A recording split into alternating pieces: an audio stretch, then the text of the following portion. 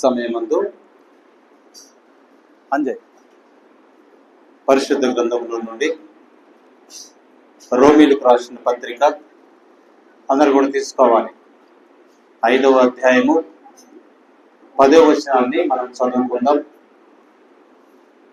రోమీలకు రాసిన పత్రిక 5వ అధ్యాయము 10వ వచనం దయచేసి చదవాలి గట్టిగా.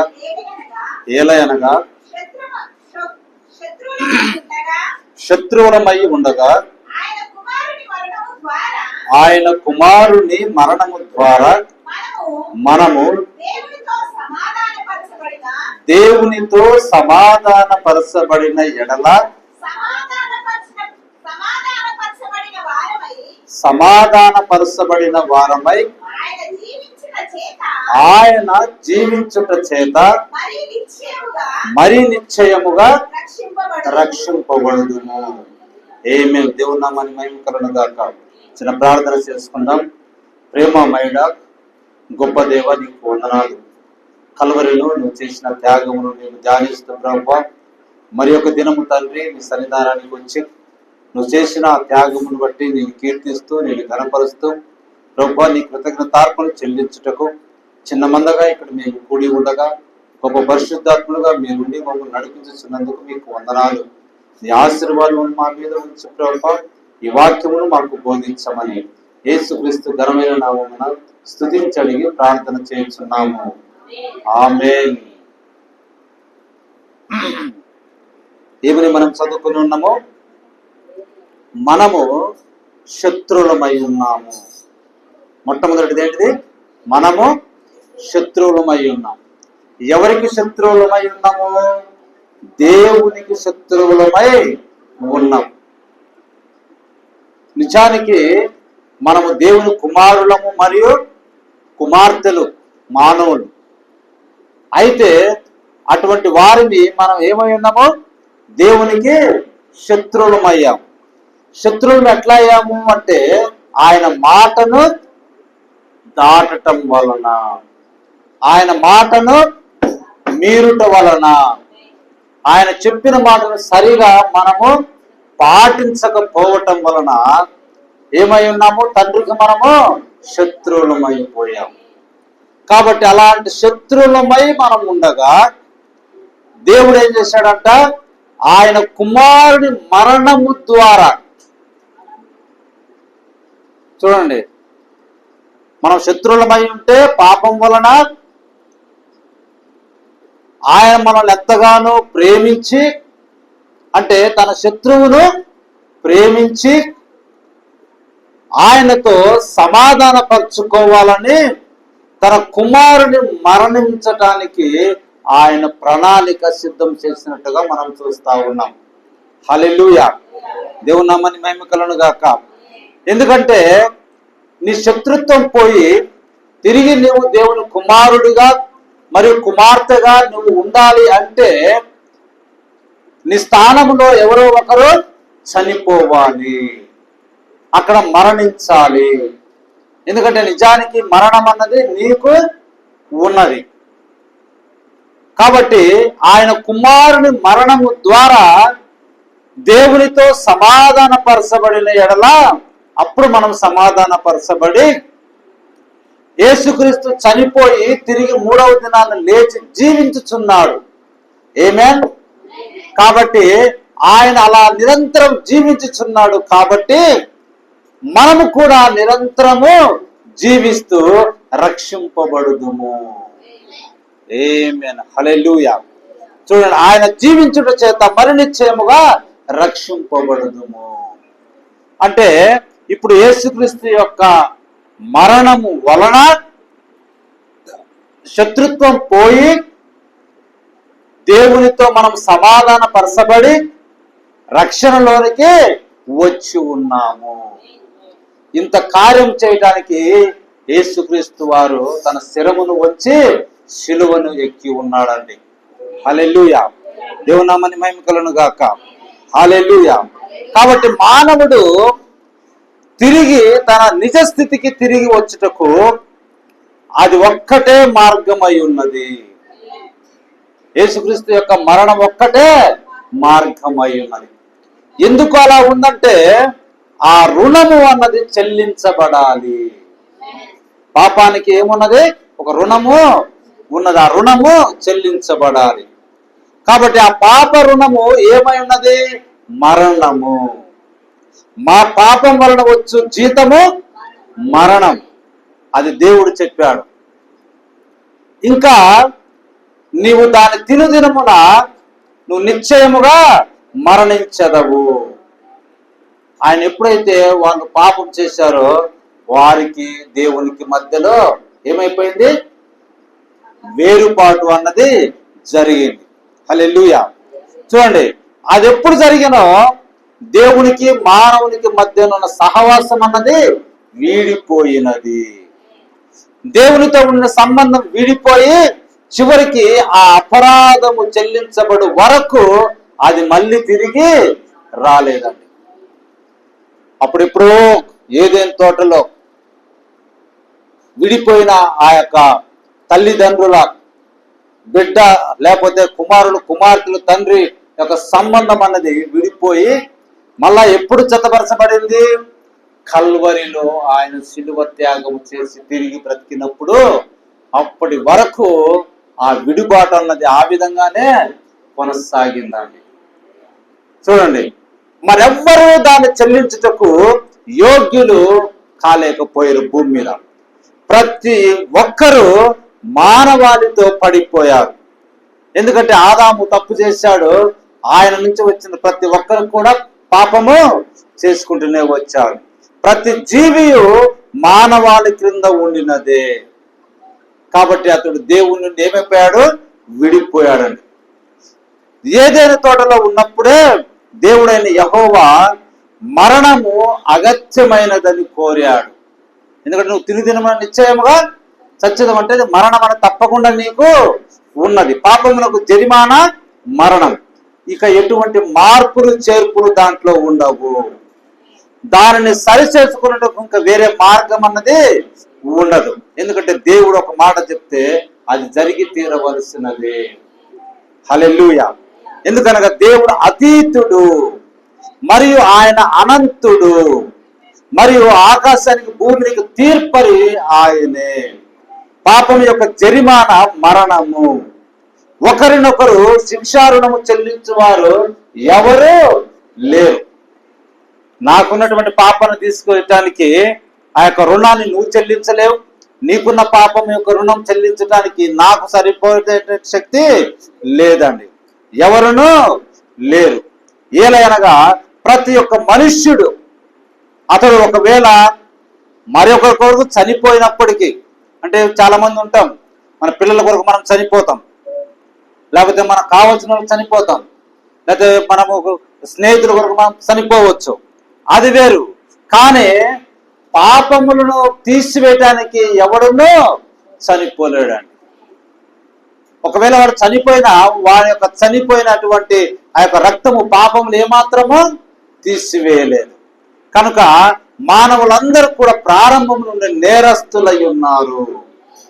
మరొకరికి సహాయం చేయవారు ఎవరు లేరు. ఎందుకనగా మనమంతా నేరస్తులమై ఉన్నాము. ఎట్లంటే మనము పాపములు జన్మించి అతిక్రమమున రూపము దాల్చి అబద్ధములాడుచు లోకమునకు వచ్చి ఉన్నామని వాక్యం చెప్తా ఉన్నది. హల్లెలూయా. కాబట్టి మానవుడికి ఇక ఎక్కడ ఎలాంటి నిరీక్షణ రేఖ అన్నది లేదండి. దేవుని ద్వారా మనము మరణదండనకు పాత్రులమైతిమి. ఎందుకంటే దేవుడు చాలా తెలియజేశాడు, తినేది మన నిశ్చయముగా. కాబట్టి భూమిపై పాకు ప్రతి జీవియు ఈ శిక్షా విధి కింద ఉండెను. నీతిమంతులు పుట్టారు ఈ లోకంలో, ఘనమైన కార్యములు చేశారు, కాదంటం లేదు. అయినను వారు ఆరంభం నుండి పాపి అయి ఉన్నాడు. మనం అనుకుంటాము అతను చాలా మంచి జీవితం జీవించాడండి, అతను చాలా మంచి వ్యక్తి అండి, యోబు చాలా మంచి వ్యక్తి అండి అని, మన మోషే చాలా మంచి వ్యక్తి అండి, సమూయేలు చాలా మంచి వ్యక్తి అండి అని అనుభవించవచ్చు. కానీ అతని జన్మ పాపంతో కూడుకొని ఉన్నది. కాబట్టి మనం అందరం కూడా పాపులమై ఉండి లోకమందు మనం రక్షింపబడు మార్గం మనకు వేరే లేకుండేను. భూమి మీద కనబడటకు మాత్రమే యేసుక్రీస్తు రాలేదు, కానీ ఆయన ఒక అర్పణగా చనిపోవుట కొరకు వచ్చాను. ఆమేన్, హల్లెలూయా. చూడండి, యేసుక్రీస్తు ఏదో భూమి మీద కనబడదాం అన్న ఒక ఉద్దేశం కొరకు కాదండి, ఆయన అర్పణగా చనిపోవుటకు వచ్చాడు. జగత్పునాది మొదలుకొని వధింపబడిన దేవుని గొర్రెపిల్ల నేరస్తులైన పాపుల యొక్క స్థానాన్ని స్వీకరించుటకు ఆయన వచ్చాను. ఆమేన్, హల్లెలూయా. ఆయన వచ్చి నలగొట్టబడి, సిలువగొట్టబడి, దూషింపబడి, ఎగతాళి చేయబడి, మరియు దేవుడు తప్ప మరి ఏ ప్రాణియు మరణించని మరణమును ఆయన మరణించాడు. ఎంత భయంకరమైన మరణాన్ని ఆయన అనుభవించాడు సిలువలో. దేవుని నామమునకు మహిమ కలుగును గాక. ఎందుకంటే ఒకసారి గమనించండి, ప్రవక్త చెప్తా ఉన్నాడు, రక్తమైపోయిన ఆయన చుట్టూ ఏం పెట్టారు? ముల్లా కిరీటం. ఆయన భుజములపై నుండి వేలాడుచు నేలపై చుక్కలుగా కారుచుండెను. పాపపు బ్రతుకు నుండి మానవుని విమోచించుటకై ఆయన చనిపోవలసి వచ్చినప్పుడు పాపం ఎంతటి భయంకరమైనదో ఆయన వ్యక్తము చేయుచుండెను. ఆ విధంగా మరేది మరణించలేదు. ఆ మరణానికి మరి ఏది తాళలేదండి. కానీ ఆయన మాత్రమే ఆ మరణానికి తాళుకొని నిలబడి తన ఆత్మను అర్పించినట్టుగా మనం చూస్తా ఉన్నాం. హల్లెలూయా. పాపము ఎంతటి ఘోరమైన విషయాన్ని చేయునో కదా. చూడండి, కాబట్టి పాపము ఎంతో ఘోరమైన విషయాన్ని చేస్తుందండి. అది మానవునికి దేవుని వేరు చేస్తుంది.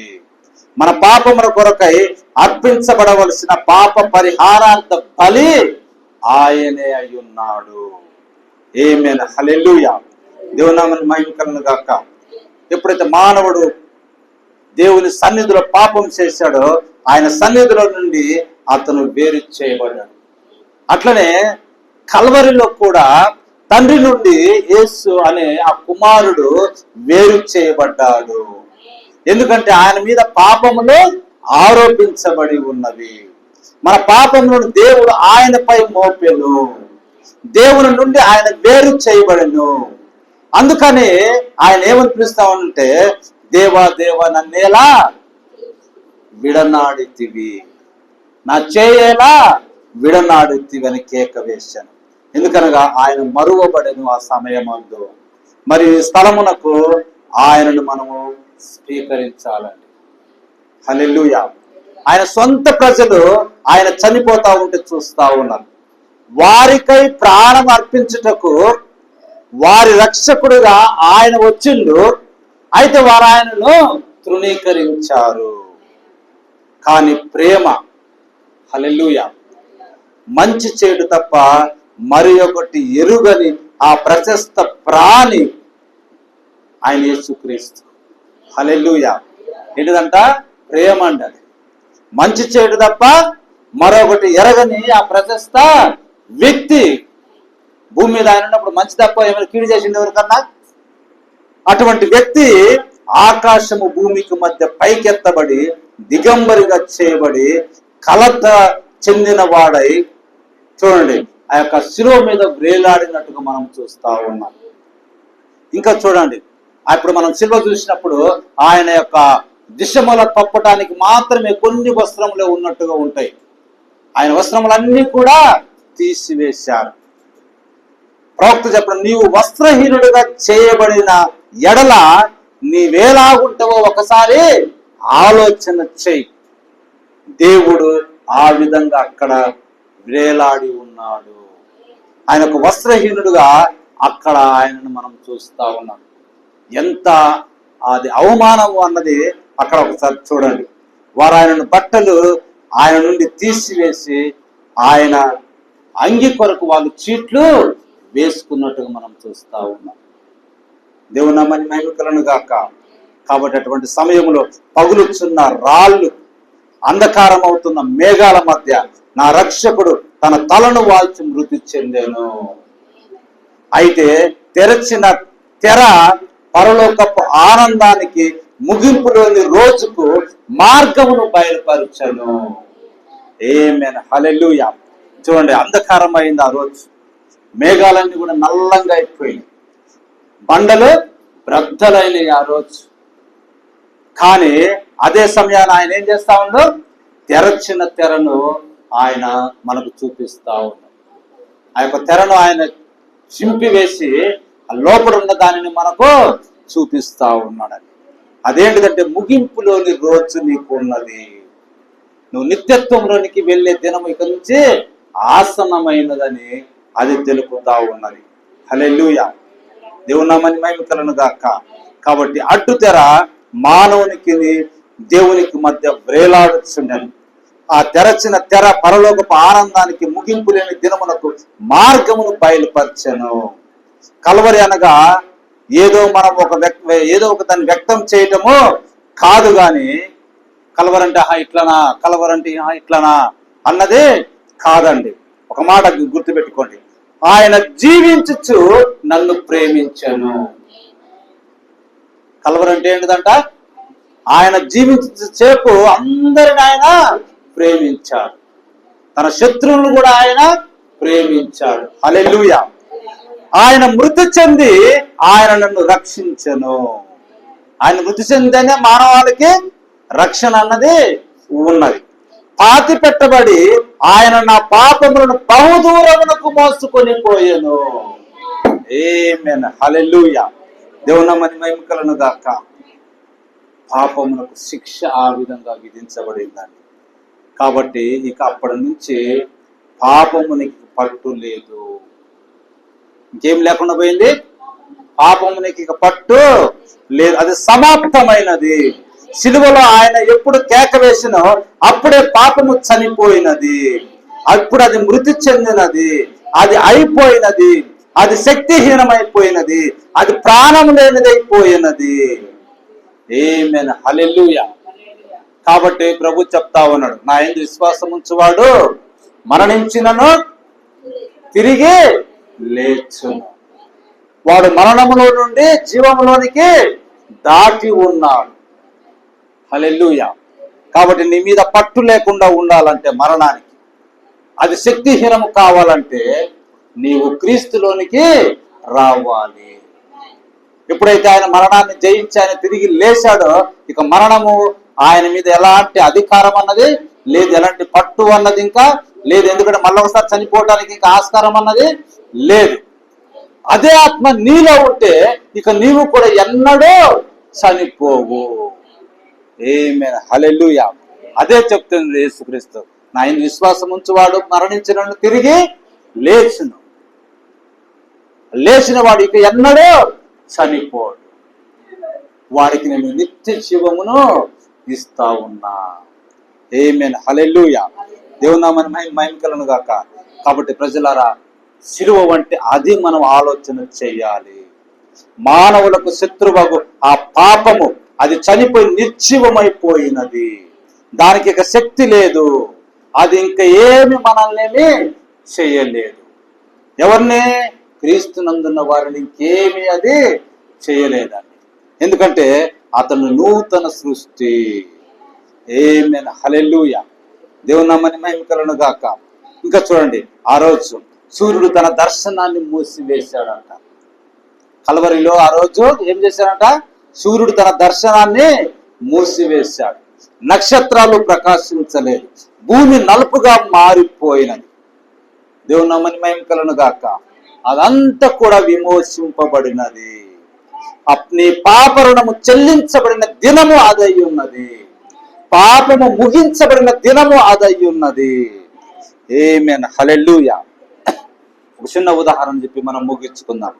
ఒక వ్యక్తి తనకున్నదంతా పోగొట్టుకొని దరిద్రుడయ్యాడు అనుకోండి, అతని సమీప రక్త సంబంధి మాత్రమే దాన్ని విడిపించగలడు. ఇప్పుడు చూడండి, నేనున్నా, నాకు ఒక పొలం ఉంది, లేకపోతే ఇంకేదో ఉంది, ఇల్లు ఉంది, నేను దాన్ని కష్ట నష్టాలు వచ్చి అమ్మేసుకున్నా, కానీ దాన్ని విడిపించటానికి ఎవరికి హక్కు ఉంది? నా కుమారులకు ఉంటుంది, లేకపోతే నా తల్లిదండ్రులకు, లేకపోతే నా అన్నదమ్ములకు, లేకపోతే నా బంధువుల వర్గానికి ఎవరికైనా దాన్ని విడిపించుటకు హక్కు ఉంటుంది. చాలా మంది మనం గమనించండి, పల్లెటూళ్ళల్లో ఇప్పటికీ ఒక పొలం కానీ ఒక ఇల్లు కానీ ఎవరికైనా అమ్మేస్తే మళ్ళీ ఆ బంధువులు వెళ్ళి, అరే మా నాన్న ఆ రోజులలో అమ్మారా, ఇది మాకు చాలా, దాన్ని ఏమంటాం, ఆ అనుబంధమైనటువంటి ఇల్లు, లేకపోతే అది మా నాన్న కష్టార్జితం సంపాదించిన పొలము, ఒకవేళ నువ్వు అమ్మేమంటైతే దయచేసి ఇప్పుడున్న రేటుకు దాన్ని నేను కొనుక్కుంటా. ఒకవేళ ఆ కొనుక్కున్న వ్యక్తి అమ్మాలని చూస్తే ముందుగా అడిగే హక్కు ఎవరికి ఉంటుంది? అమ్మిన వ్యక్తులకు ఎక్కువ హక్కు ఉంటుంది. ఎవరైతే పూర్వకాలంలో అమ్మారో వారికి ఎక్కువ హక్కు ఉంటుంది. ఒకప్పుడు ఇది మా నాన్నది, లేకపోతే మా యొక్క బంధువులది, ఇప్పుడు వేంతో చెప్పు, ఆ వెల నేను చెల్లిస్తా, వేరే వాళ్ళకి ఎందుకు ఇస్తున్నావు అంటే ఎవరైనా ఏమంటారంటే, అవును రావు, ఇది పూర్వకాలం వాళ్ళదే కదా, కాబట్టి వాడికి అమ్మటమే న్యాయము అని అంటారు. హల్లెలూయా, దేవుని నామమునకు మహిమ కలుగును గాక. కాబట్టి యజమాని వద్దకు అది రావలసి ఉన్నది. హల్లెలూయా. కాబట్టి రక్త సంబంధిక బంధువు దానిని విమోచించెను. ఆ రక్త సంబంధికుడే మన ప్రభు అయిన యేసుక్రీస్తు. ఎందుకంటే ఆయన కూడా మనలాంటి మానవుడిగా రూపము దాల్చెను. రక్తము చెల్లించే వరకు అది వారి యొద్ద ఉండును, కానీ సరైన వ్యక్తి వచ్చి రుణము చెల్లించినప్పుడు అంతా విడిపించబడును. ఆమేన్, హల్లెలూయా. దానిని ఒక దేవదూత సంపూర్ణంగా చేయలేడండి. ఎవరు చేయలేరు? ఒక దేవదూత సంపూర్ణంగా చేయలేడు. ఎందుకంటే అతనికి రక్తం అన్నది లేదు. దేవదూత రక్తం ఉంటుందా? ఉండదండి. హల్లెలూయా. దేవుడు దానిని సంపూర్ణము చేయలేడు. దేవుడు కూడా సంపూర్ణము చేయలేడు. ఎట్లనో చెప్తా, ఎందుకంటే ఆయన ఆత్మ, ఆయన కూడా రక్తం అన్నది లేదు.